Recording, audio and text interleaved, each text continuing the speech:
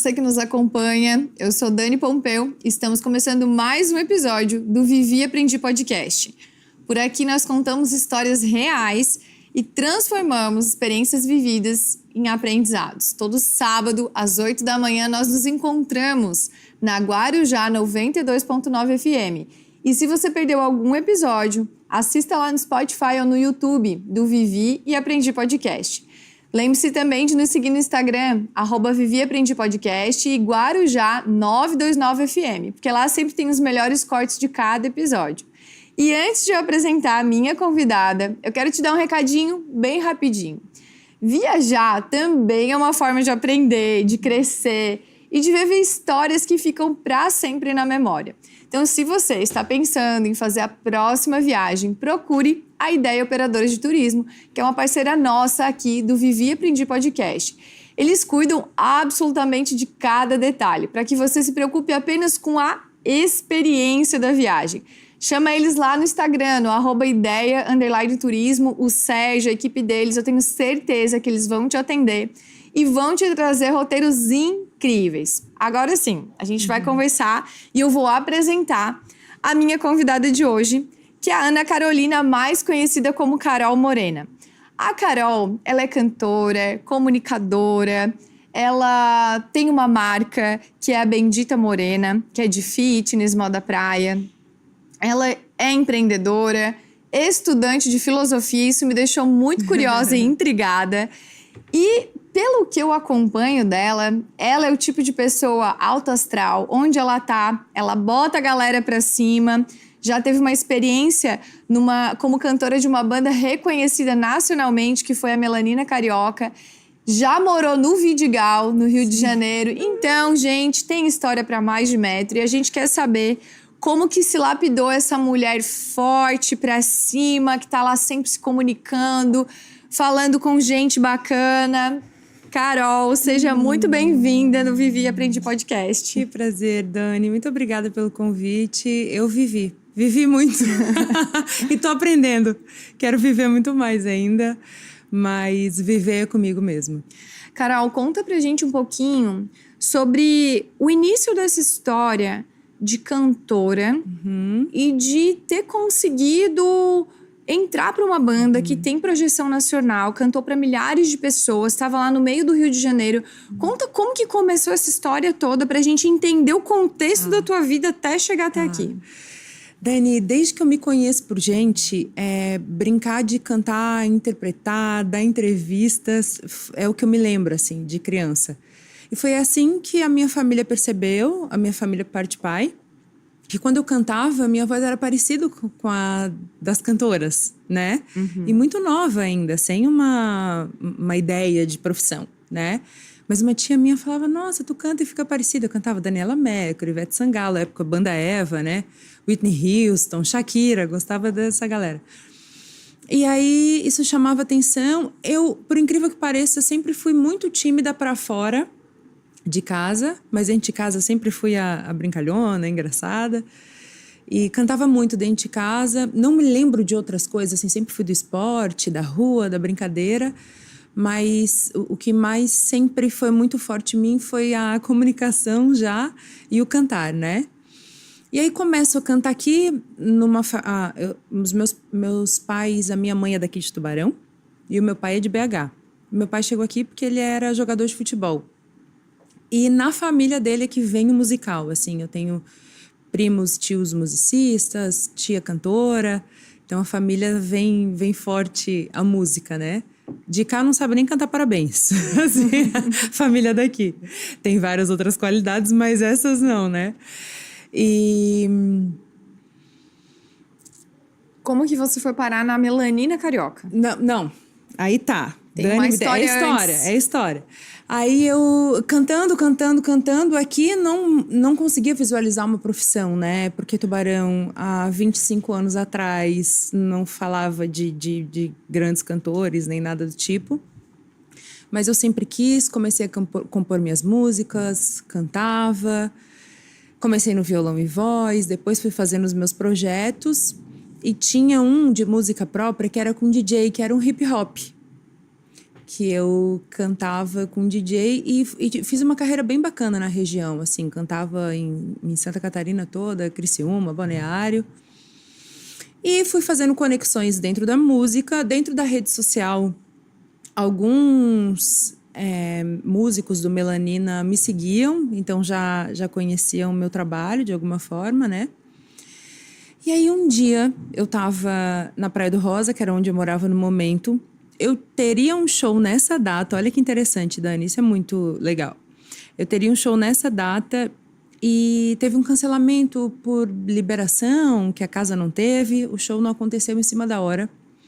Era um sábado chuvoso e um amigo ligou e falou assim: vai ter Melanina ali em Jurerê, vamos. Eu falei, nossa, meu dia de folga, graças a Deus estava tocando muito. Eu falei, não sei, amigo, chuva, será? Ele falou, vamos, guria, né? Tá fácil, só vamos. Do lado, Rosa e Floripa. Eu falei, então tá.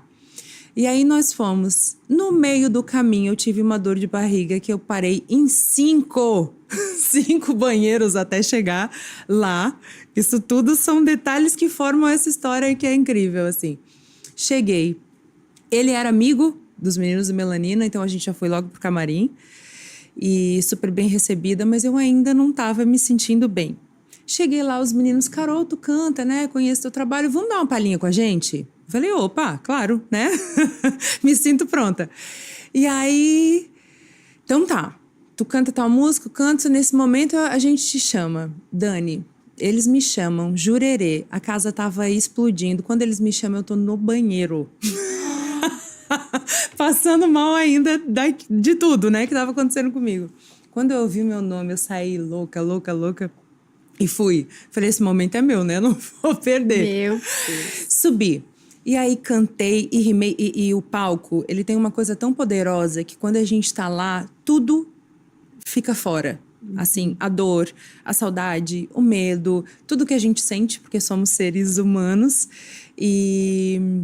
E passa por muita coisa, nem todo dia, o dia do show, a gente tá bem, né? Mas é incrível, eu botei o pé no palco, assim, tudo fica... E não foi diferente dessa vez. Subi no palco, cantei, rimei, dei um show, entreguei tudo. Quando eu desço, acabou o show e acabou a dor de barriga também. Aí passou tudo, parecia que eu tava até sentindo o negócio.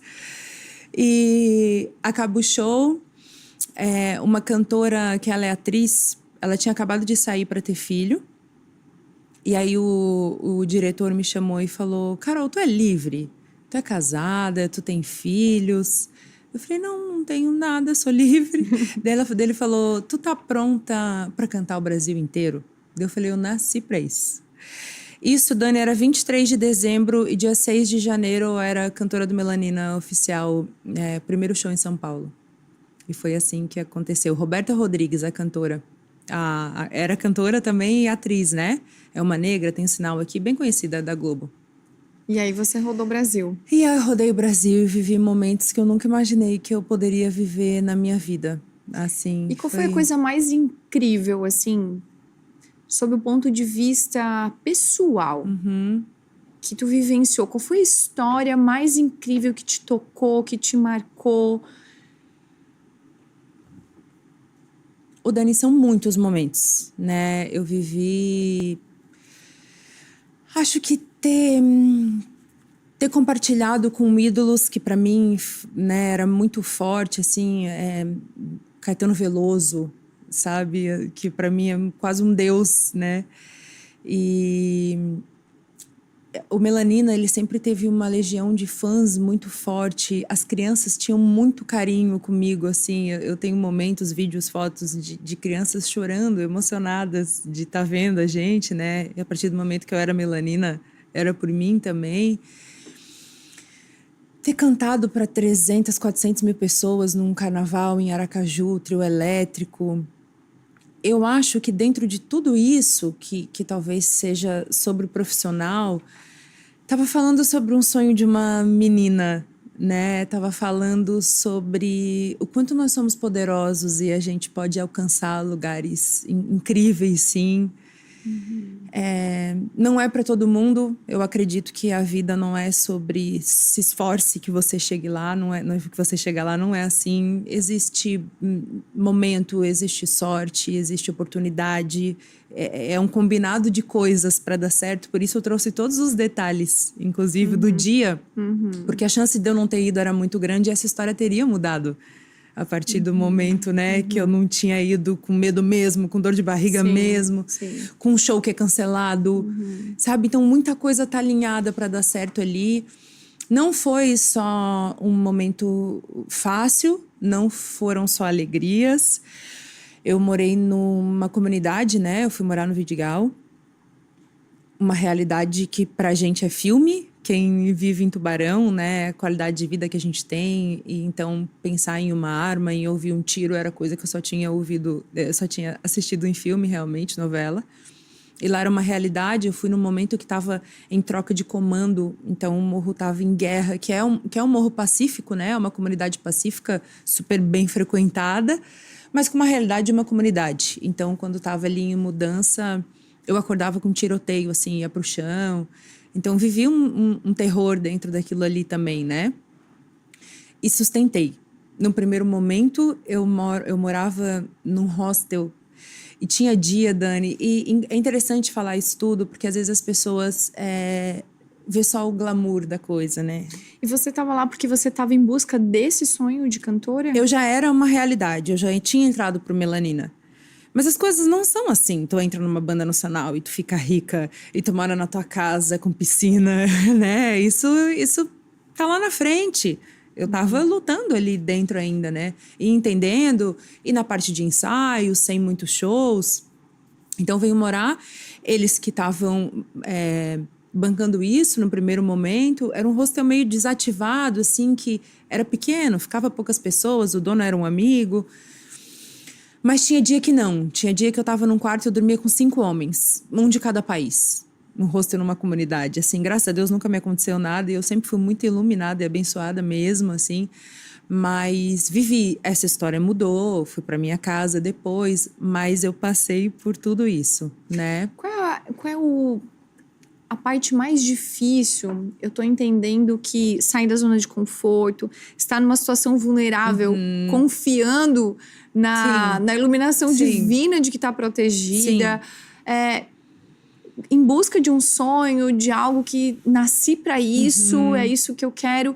Qual é a parte mais difícil no sentido mental? O que te fez persistir durante um bom tempo nisso, assim? Eu nunca tive uma escolha. Eu tentei fazer outras coisas, eu tentei estudar outras coisas, trabalhar com outras coisas e nunca foi o meu lugar. Aquilo ali era o maior que eu tinha, apesar de todo o desconforto, né, da cidade, da situação, do lugar que eu morava. Eu estava muito perto de um sonho que eu nem tinha sonhado ainda. Né? Porque eu não me imaginava naquele tamanho, assim. Sempre sonhei muito grande, mas não pensei que fosse ser desse jeito. Vai, faz uma participação e o negócio acontece, né? Eu fui escolhida, Dani. Eu não escolhi essa profissão, assim. Eu acredito que hoje eu me reconheço em várias outras, mas, de fato, a comunicação, que eu vejo o palco um lugar de comunicação total, né? Eu fui escolhida. Então, não tinha opção. Eu estava no Rio de Janeiro, onde tudo acontecia, né? As coisas, por mais que fossem difíceis, elas estavam acontecendo também, né? Eu saí de uma cidade do interior de Santa Catarina, mulher, e tô cantando numa banda nacional com uma visibilidade muito grande. Não era uma opção desistir. A partir dali, tinha que acontecer. O que aconteceu também, que foi o processo de ter vivido e ter acabado aquele ciclo, né? É interessante porque eu vivi coisas que quando eu conto parece que nem sou eu. É tão interessante que parece que sabe? E, Dani, eu sou muito mais feliz hoje. Porque vivi, experimentei, nem todas as minhas partes foram alimentadas Porque existe dor, existe saudade, existe insegurança, existe um meio que também é sujo, né? Dentro da arte, da música, do poder. Acho que principalmente do poder, né? E hoje está muito mais madura, ter vivido isso tudo, fazer meu caminho mais segura, com as pessoas que eu amo. Nada é fixo para mim, eu não acredito que aqui seja o meu lugar para sempre, né? Não consigo uma sagitariana nata, com espírito livre. Mas hoje tá tudo bem. Hoje eu vejo que eu tinha que passar por tudo que eu passei e especialmente ter voltado. Eu precisava ter voltado para casa. E quando você volta para casa, depois de ter experimentado essa história toda, de ter vivido, experienciado, na verdade, essa história toda, qual é a grande lição que restou, assim, que te trouxe? O que foi transformado de fato, assim? Na tua forma de enxergar a vida, de dizer, eu sou mais feliz agora. Né? E fui muito, né? Eu acho que a felicidade não é algo que se compare, mas em questão de equilíbrio, né? Hoje eu sinto que é uma felicidade mais equilibrada, não é aquela oscilação de, né, tô feliz e tô triste, tô feliz e tô triste. Mas respondendo a tua pergunta, eu acredito que é o amor. Foi o amor que me trouxe de volta, foi o amor que me acalmou, é o amor que me acalma. E aí, quando eu falo de amor, eu falo de um companheiro, sim. Mas também falo da minha mãe, também falo da minha irmã, que teve um filho. E hoje eu tenho um sobrinho que é o amor da minha vida e que faz muito sentido eu ter voltado para cá para ter visto ele, para estar vendo ele crescer, né? A gente busca muita coisa o tempo todo, Dani. Eu acho que essa é a maior lição que eu tenho na minha vida. E, de fato, tá nas coisas simples, sabe? Que é o amor que cuida, que é na hora que o bicho tá pegando, ter alguém ali, que é a gente se vê envelhecendo e tá tudo bem, sabe? Tá tudo bem esse envelhecer. Eu me aceito dessa forma, as pessoas que estão ao meu redor me aceitam, eu tô ficando cada vez melhor como ser humano, me considero, essa minha busca diária. E o amor salva vidas, o amor me salvou. Hoje, você com esse nível de profundidade, de conexão, de empatia, de sensibilidade. Um dia eu vi um vídeo teu no Instagram que você estava respondendo a um homem que te julgou pela tua roupa, que fez uma crítica, porque se você... tu pode contextualizar melhor isso. E quando você responde uma crítica como essa, querendo mostrar a tua essência, que você tem valor, quem você é, que você não é o seu corpo, que você não é o que você veste, eu queria que tu explicasse esse contexto dessa história e o que ela significou pra ti de fato. Por que ela te machucou tanto que tu foi a público te expor e peitar de frente aquela crítica? Eu já mudei muito o meu posicionamento por ser uma mulher livre, eu sempre fui. Nunca tive problema com a questão do corpo, né? Eu digo que, literalmente, filha de índio. Eu falei, eu não preciso de roupa, eu gosto do calor, eu sou do sol, né? Então, eu realmente nunca tive esse tabu, assim, sempre foi muito fácil para mim o tirar roupa, o trocar roupa, o pouca roupa. Mas eu entendo que hoje, que a gente vive num sistema que não, né? Eu entendo sim que como a gente se veste comunica, por isso meu posicionamento mudou. Isso me chamou bastante atenção, porque eu já não sou mais aquela mulher que me expunha como antes eu era. E sem nenhuma intenção, eu só era livre e batia de frente em relação a isso. Falei, é isso, eu me visto, eu não perco meu conteúdo por isso, eu não perco meus valores por isso, eu não sou uma mulher fiel pela deixar de não ser uma mulher fiel pela forma que eu tô me vestindo. Mas fui entendendo que essa luta não valia a pena, né? Bater de frente, a maturidade traz isso. E começo a curtir outras coisas também. Então, tem os meus momentos em que eu tô aqui, dessa forma, mas que eu tô com meu decote, por vezes, com uma saia mais curta, né? Da forma que eu encontrar. Mas hoje, especialmente, a rede social me posiciona de outra forma.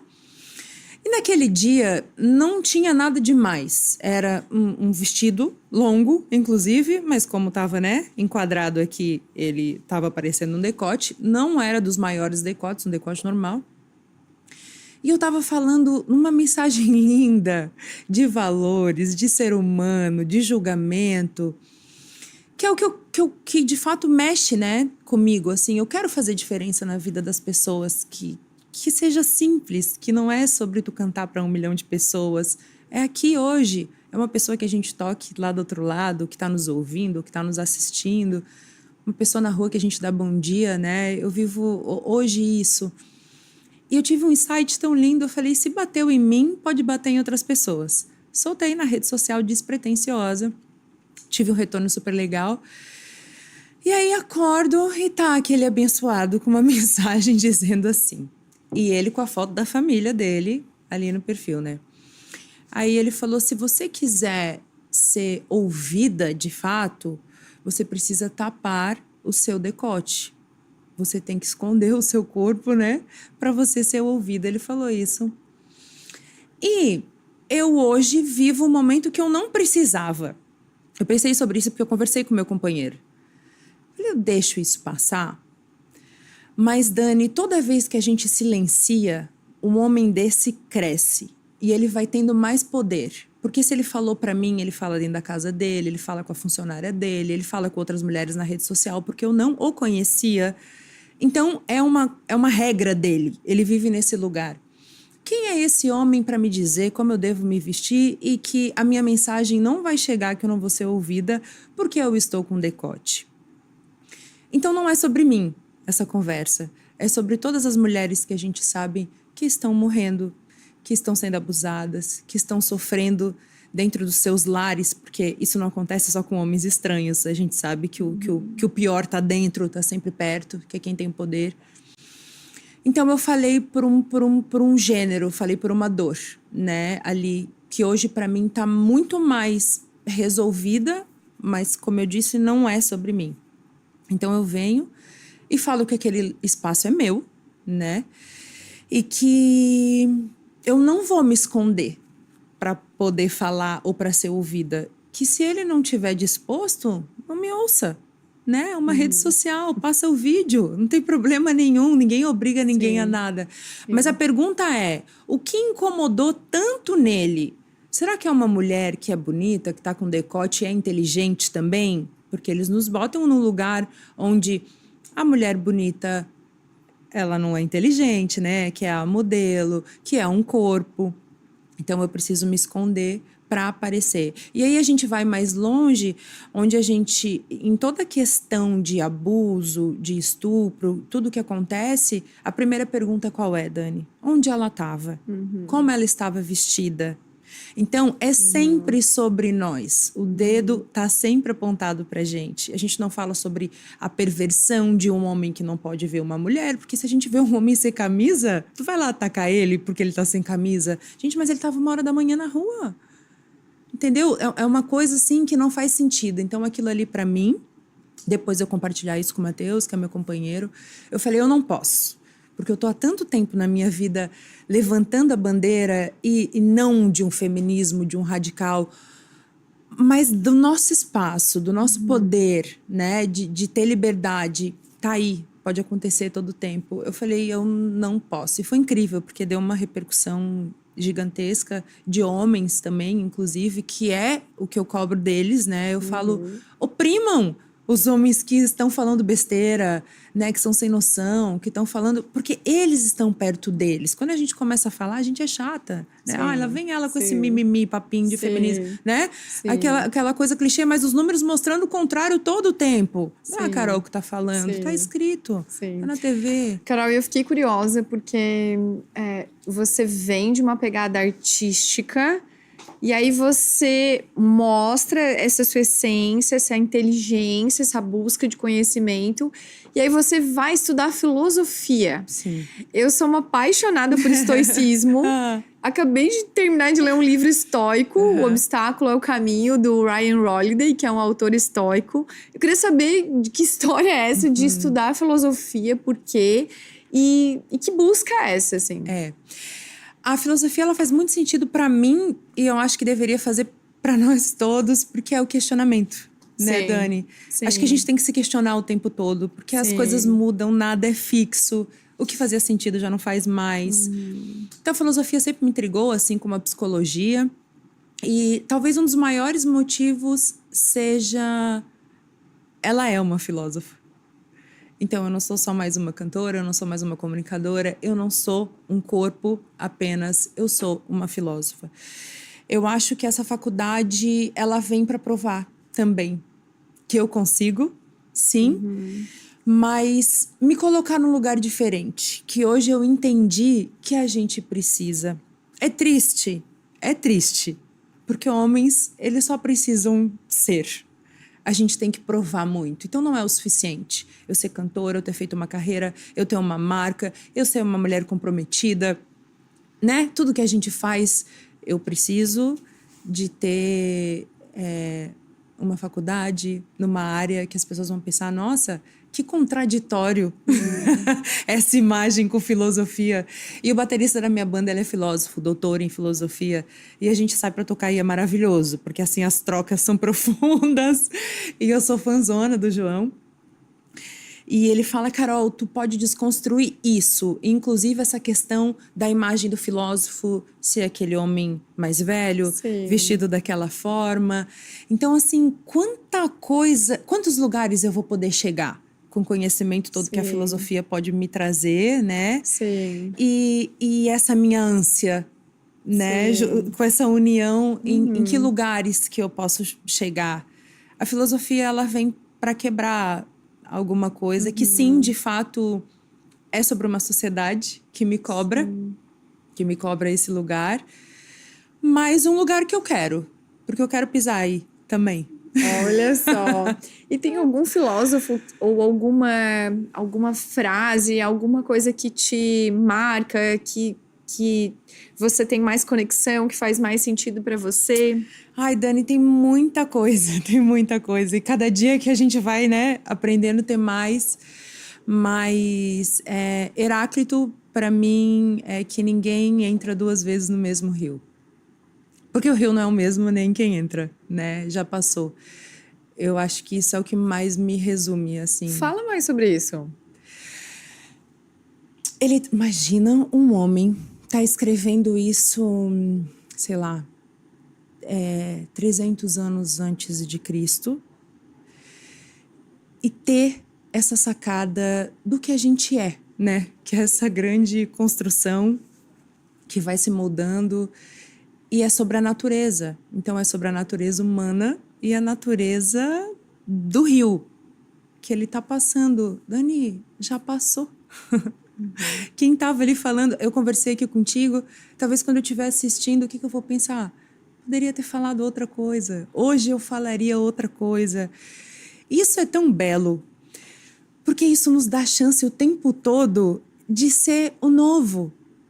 Eu não sou aquilo, já passou. Né? Não pertence mais, ninguém entra duas vezes no mesmo rio. Aquela que entrou, saiu, entra outra. Entrou, saiu.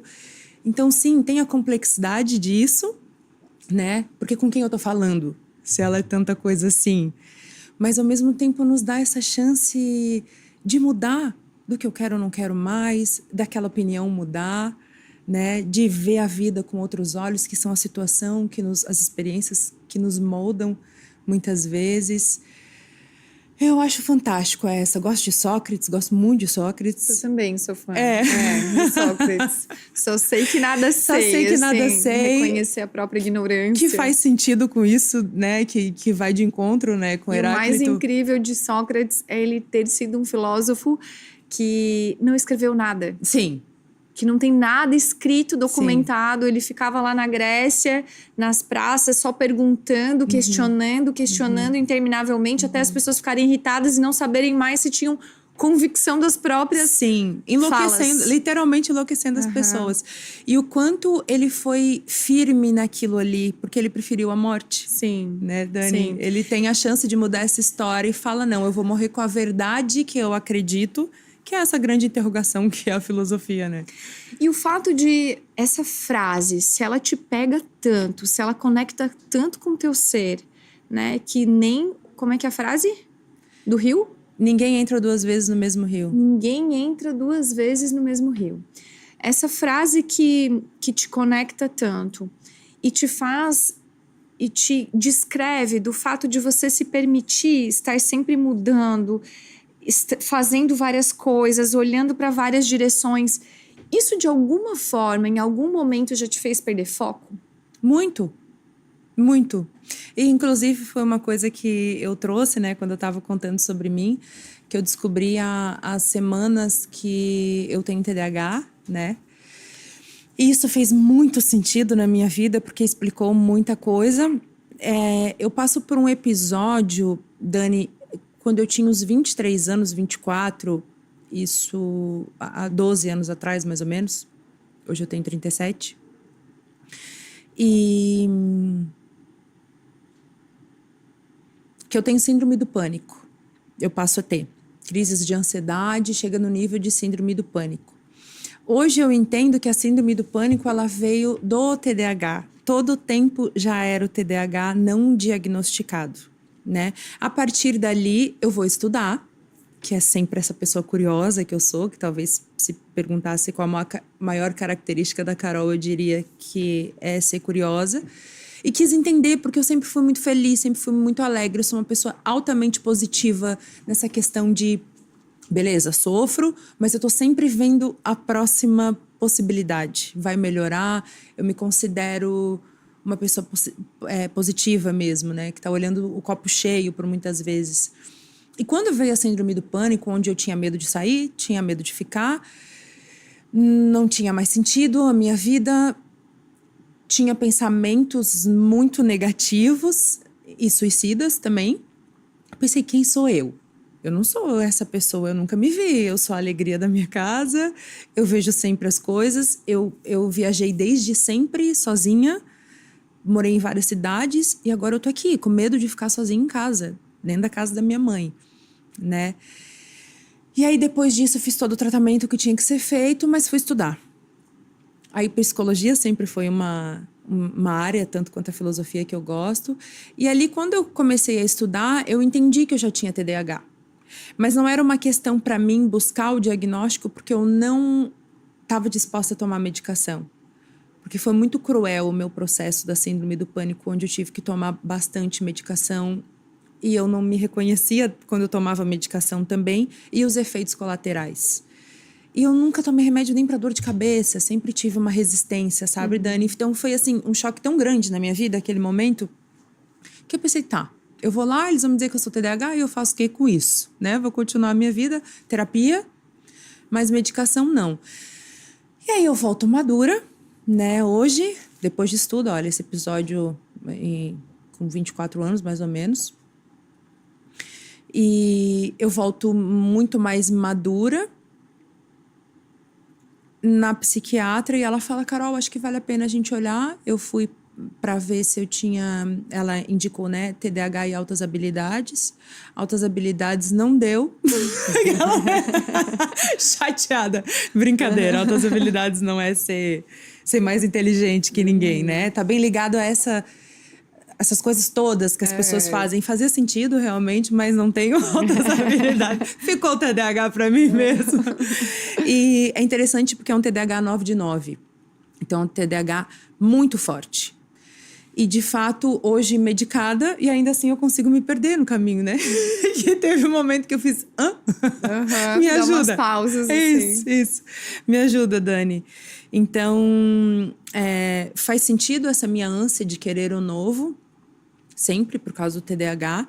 Eu não tenho a hiperatividade, eu tenho a impulsividade, né? E eu tinha que controlar isso, porque eu penso, bom, eu não posso estar trocando todo o tempo de profissão, de coisas, eu preciso construir algo, e algo é construído com rotina, com as coisas que têm que ser repetidas. E qual é a tua estratégia hoje para lidar com isso?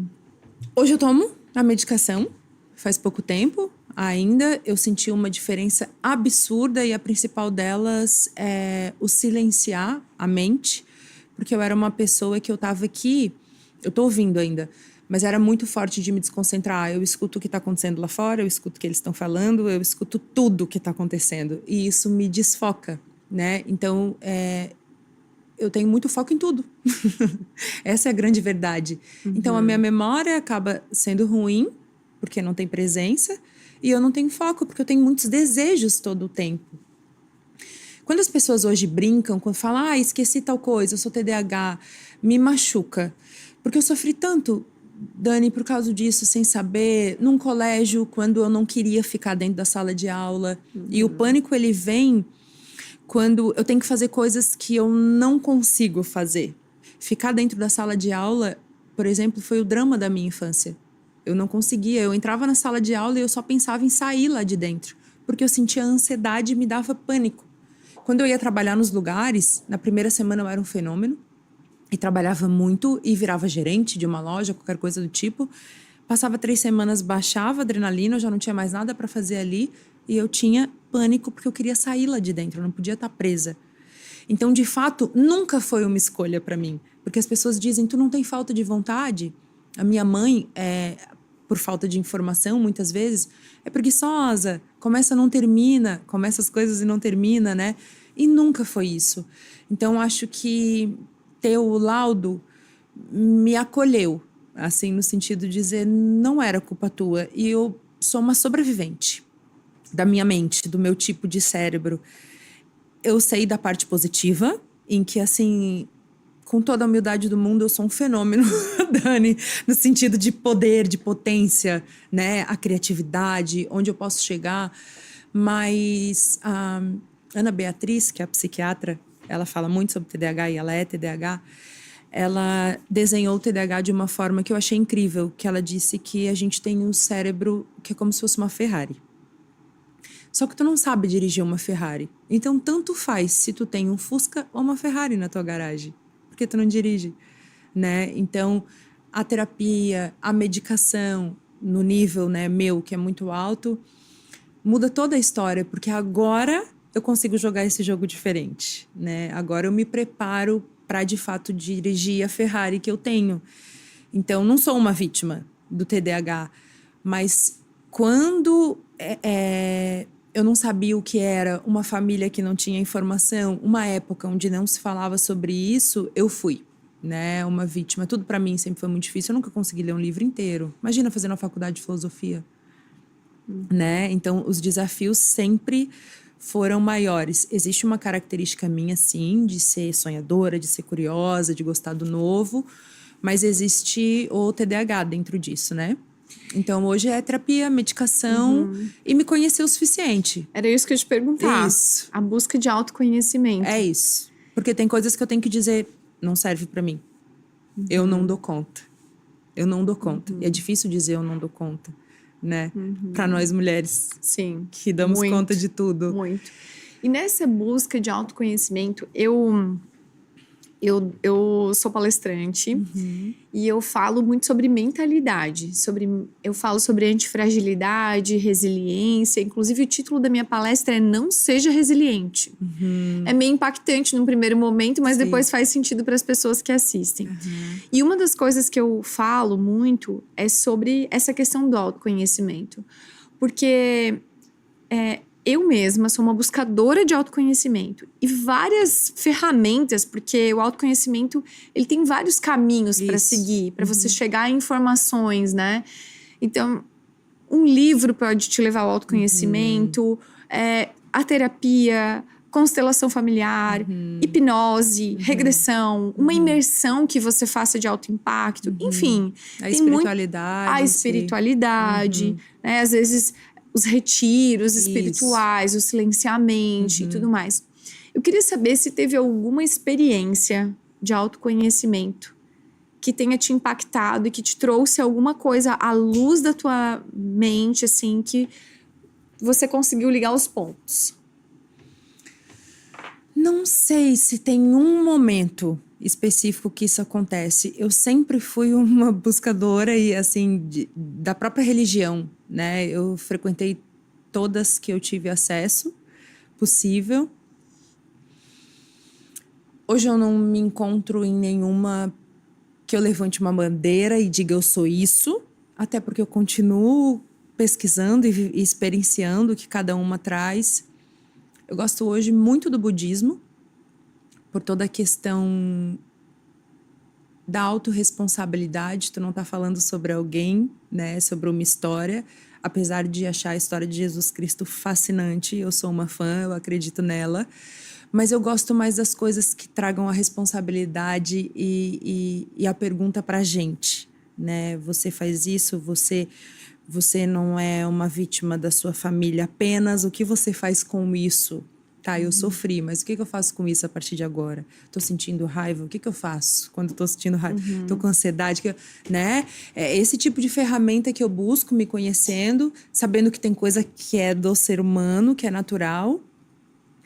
E tem os meus ciclos, eu tenho as minhas fases, assim. Hoje eu tô nessa do budismo, com a meditação, com o yoga, que é algo que eu acredito que seja incrível, que vai buscando todo esse equilíbrio, que vai me acalmando. A espiritualidade sempre foi muito viva em mim. Eu venho de uma família de espírita por parte de pai, daqui católica, mas eu sempre senti tudo.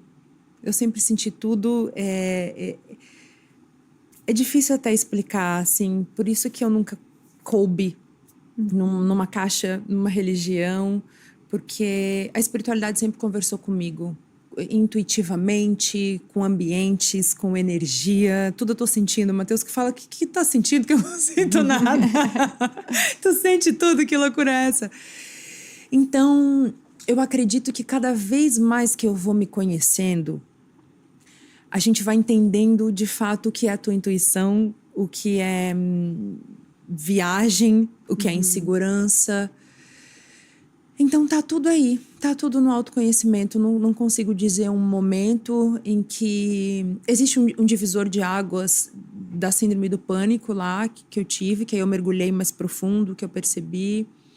Ainda vejo muitas coisas da minha família que eu tenho que resolver, sabe?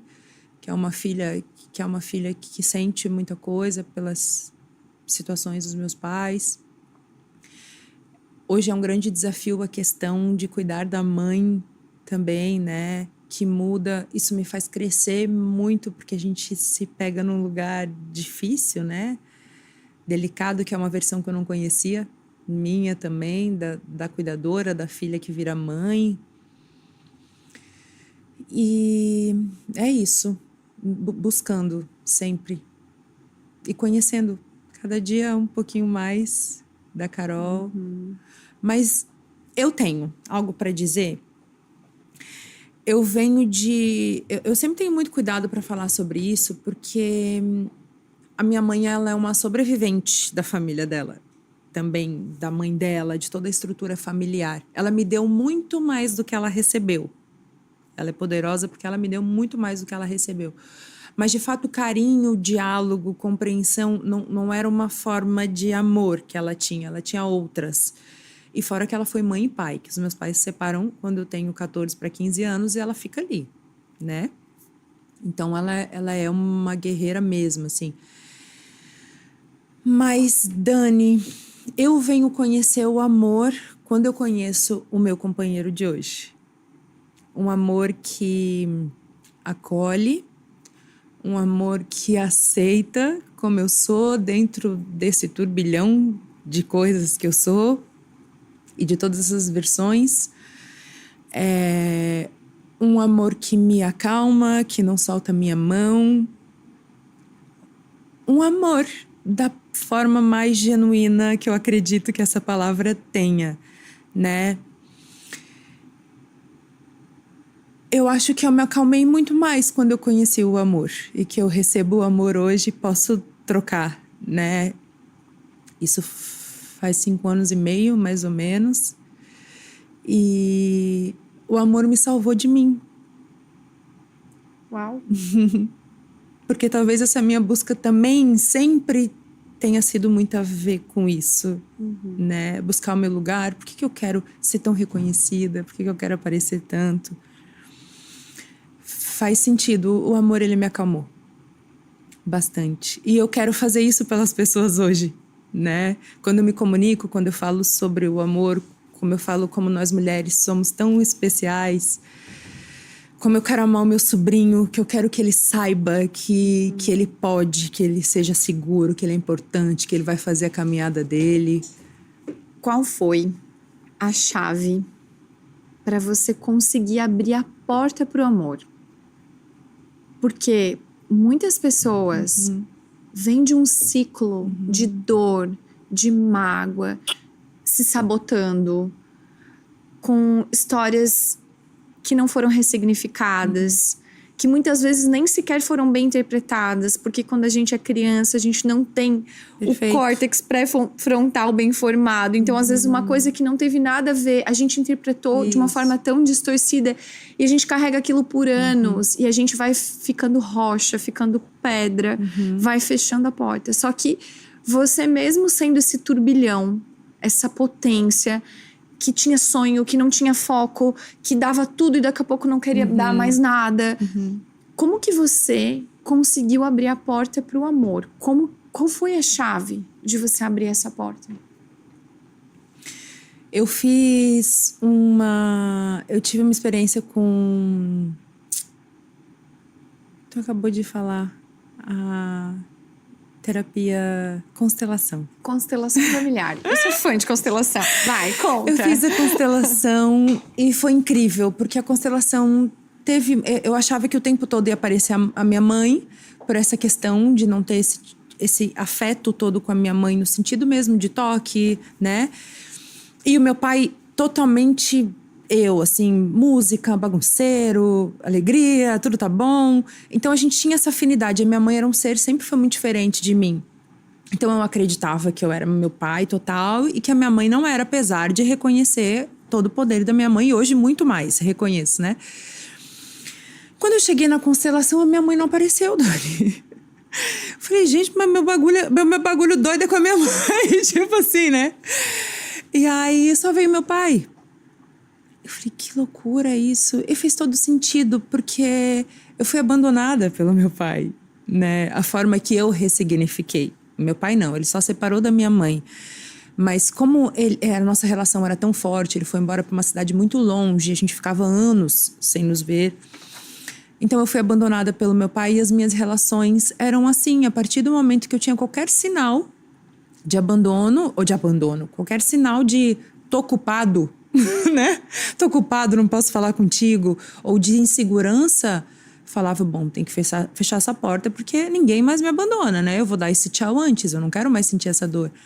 E assim eu fiz até os meus 33 anos, inconscientemente, obviamente. E essa mulher que por fora é muito poderosa e eu não preciso de ninguém e, né, sou autossuficiente. E aí eu vou para esse lugar, acesso a constelação, entro naquele momento em que eu vejo de outra forma, porque ela falou assim, pensa que o teu pai queria te proteger quando ele diz pra te ficar com a tua mãe. Porque com certeza era o lugar mais seguro pra te estar. E hoje eu tenho certeza que era o lugar mais seguro pra eu estar com a minha mãe, pra eu ser educada pela minha mãe, pra eu ser criada pela minha mãe. Mas aquele momento era só uma dor do meu pai ter ido embora e ter me deixado. Quando eu viro essa chave, e ela é exatamente a tua pergunta, eu viro uma chave e eu penso, eu não fui abandonada por meu pai. Meu pai separou da minha mãe, ele me ama, ele continua me amando. É sobre os dois, né? Não é sobre mim. Nem todas as pessoas que passarem na minha vida, nem todos os homens que passaram na minha vida, a história vai ser igual. Esse fato foi um divisor de águas da minha vida. E na sequência vem um ser que vem para curar. O Matheus veio para me curar, com certeza. Então eu já abro essa porta, porque ela estava trancada.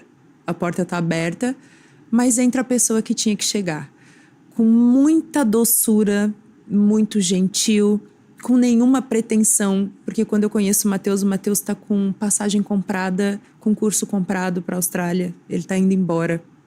Ele fica porque é pandemia e a Austrália foi o primeiro país a fechar e o último a abrir. Eu tava no Melanina, vim pra cá porque fechou também, pandemia. Então foi tudo tão perfeito para isso acontecer. E duas coisas que eu posso dizer. Quando eu vejo meu pai de outra forma, chega um cara que era o cara para isso acontecer, e quando eu começo a demonstrar minha vulnerabilidade. Porque daí eu não sou mais uma super mulher. Aí eu sou alguém que falo, dói aqui, cuidado. Eu tenho medo de me relacionar. Isso me parece perigoso. Eu preciso de ajuda. Eu quero um homem que cuide de mim. Quando eu assumo isso tudo, essa história muda. Incrivelmente muda, né? Sim. E ainda a gente tem essas características. Eu ainda, né? Quando eu me dou conta, eu tô fazendo, a gente tá fazendo tudo. Sim. Né? Mas eu, por sorte, ainda acessei o amor, né? Por essa busca que eu tive do autoconhecimento. E eu falo isso para as mulheres, assim, sim, nós somos poderosas, sim, a gente pode tudo, mas a gente não precisa carregar sozinha, né? Sim. Eu adorei saber um pouco mais dessas entrelinhas da tua história, porque é bem isso, né? A gente vê as pessoas no palco, agitando, na rede social, se comunicando, empoderada. Não imagina quem tá por trás daquele corpo, quem tá por trás daquela mulher que busca respostas, que se desenvolve e que encontrou o amor, no amor, a forma de se conectar. A gente tá chegando nos minutos finais. A conversa sempre passa muito rápido. Antes da última pergunta, que é a nossa pergunta clássica aqui do Vivi e Aprendi, uma curiosidade. Porque você sempre entrevista muitos artistas que vão fazer shows aqui na região. E por ter essa sensibilidade diferente, você deve sentir também esses artistas. Sim. Aqueles que têm mais facilidade de se conectar, que estão ali com mais felicidade. Outros que estão mais precisando serem acolhidos, inclusive, né?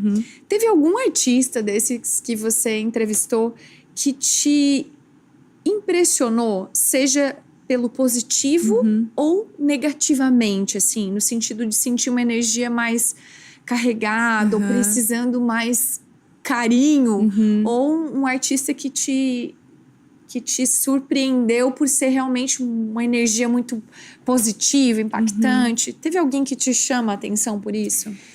Eu vou ser breve porque eu vou falar 2 momentos, tá? Vou pela linha do tempo. Um foi o Whindersson Nunes, em que a produção começa me falando, não vai ter entrevista, ele não fala com ninguém. E um grande surto, assim, uma coisa. Daí eu falei, não. E eu queria muito falar com ele. Especialmente por tudo, né? Ele estuda filosofia, foi internado, né, numa clínica psiquiátrica, é um artista. Então eu preciso falar com esse homem. Cheguei lá, Dani, 5:30 da tarde na hora da passagem de som. Sei tudo que acontece ali dentro do hangar, né? Que eu tô dentro, falei, ele vai vir na passagem 5:30. Falei com a Ana, a produtora. Cheguei lá. Ele chega, eu tô lá. Oi, tudo bem? Eu, né, tô aqui. Enfim, vou falando com ele, vou chegando. E entrei. Até o momento que eu consigo, eu falei, ele só precisa falar comigo, me ver. Que ele vai me ver também, né? Sim. Não é o me ver, ele vai me enxergar. Porque nós vivemos a mesma coisa de alguma forma. E assim foi. Eu fiquei das 5:30 às 8 da noite. Ele não queria mais que eu fosse embora. Ele falou, vem pra passagem, vem aqui ver a passagem de som. E levou a gente pro palco. E mostrando tudo que ele era, que ele é. Então, assim, um cara que tem altas habilidades, é diagnosticado com altas habilidades. E ali a gente vê claramente que ele é um absurdo.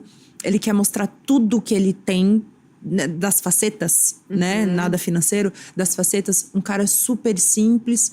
Mas o que me chamou a atenção é que tem muita dor. Eu vi muita dor. Então eu senti isso nele, assim. Um cara que tem um coração maravilhoso, que ajuda muita gente, que se perdeu no caminho, inclusive por essa mente brilhante, né? E por querer ver o mundo. Ele sempre foi um cara que ajudou muito.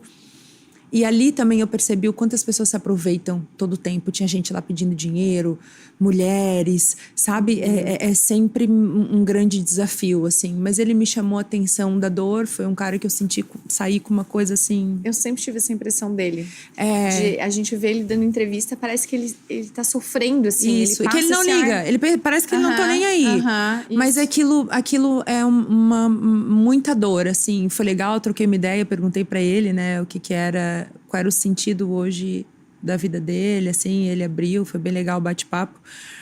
Mas senti isso, assim, me chamou a atenção isso nele. E bem fresco foi agora com o Dinho, no domingo, né?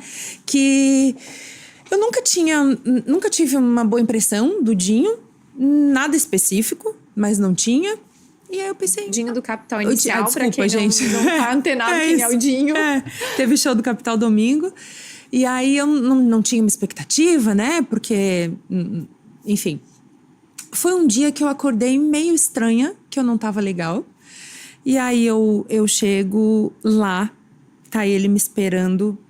Dani, quando eu entro, tem uma luz ao redor dele. E ele tá sóbrio. Porque muitas vezes isso não acontece no camarim, né? A galera já tá bebendo, fumando, sei lá, cada um fazendo o que quer. Mas aí ele tá sóbrio, com uma luz linda, e ele me enxerga. Daquele jeito que eu falo que é mais do que olhar físico. Ele quer saber quem sou eu, né? Ele quer conversar. E eu perguntei algumas coisas das músicas. E sempre o que me interessa é sobre o ser humano, né? O que o Dinho tem. E eu pergunto pra ele.